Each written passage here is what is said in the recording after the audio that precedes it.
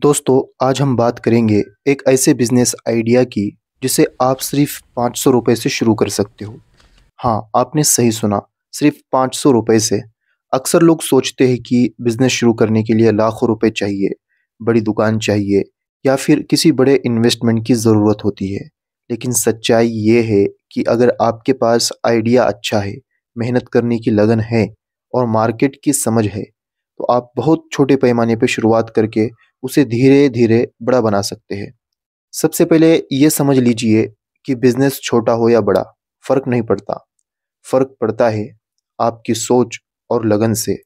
500 रुपए से आप करोड़पति नहीं बनेंगे, लेकिन ये आपके लिए पहला कदम ज़रूर बन सकता है। याद रखिए, हर बड़ा पेड़ एक छोटे बीज से ही उगता है।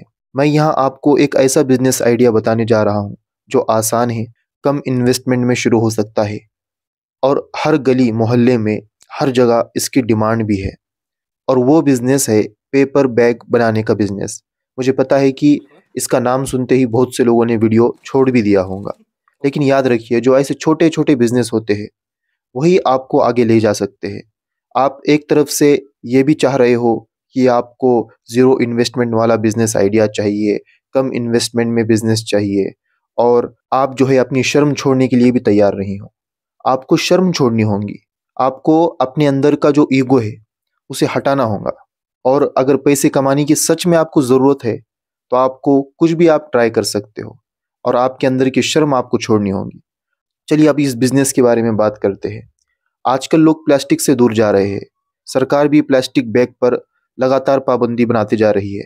ऐसे में इको फ्रेंडली पेपर बैग की डिमांड हर जगह बढ़ रही है, चाहे किराने की दुकान हो, बेकरी हो, मेडिकल स्टोर हो या फिर कपड़ों की दुकान हो।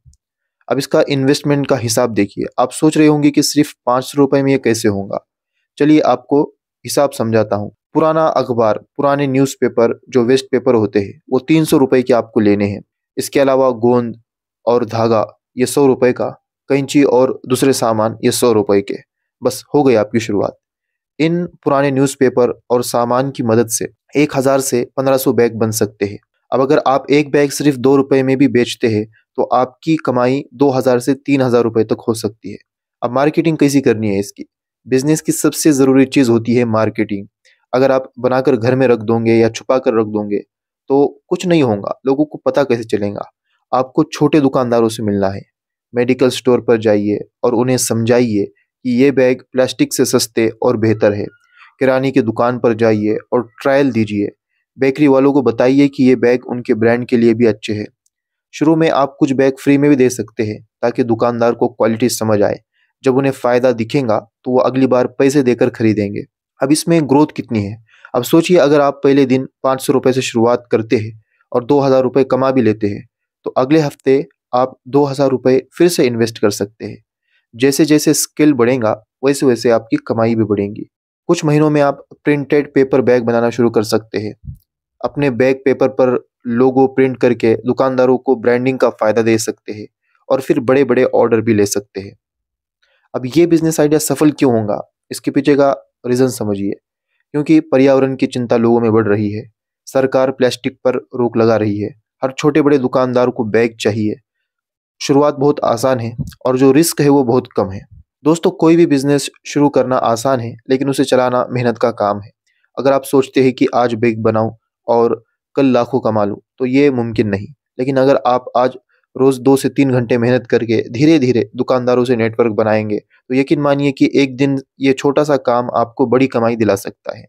याद रखिए कि आपके पास जो भी इन्वेस्टमेंट है, उससे शुरुआत करो। अगर आज आपके पास 500 रुपए है, तो उसी से बिज़नेस स्टार्ट करो। कल आपकी कमाई 2000 होंगी, फिर 5000 और फिर 50,000 तक भी पहुँच सकती है।